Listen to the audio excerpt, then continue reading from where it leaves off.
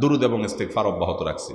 আল্লাহ তাআলা এমন ভাবে অলৌকিক ভাবে উদ্ধার করেছেন যে আমার কল্পনায়ও আসে না যে এখান থেকে এভাবে হেল্প হতে পারে। ভাইরা আমার অভিজ্ঞতার 2 পয়সার কোনো মূল্য নাই।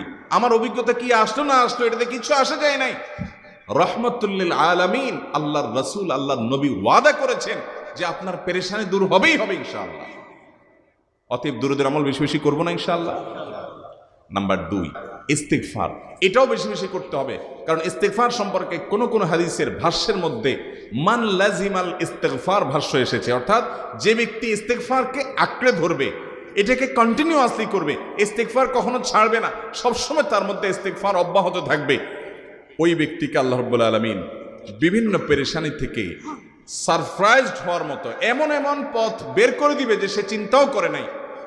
তার পেরেশানি থেকে মুক্তির পথ আল্লাহ তাআলা দেখায় দিবেন। ইস্তিগফার কি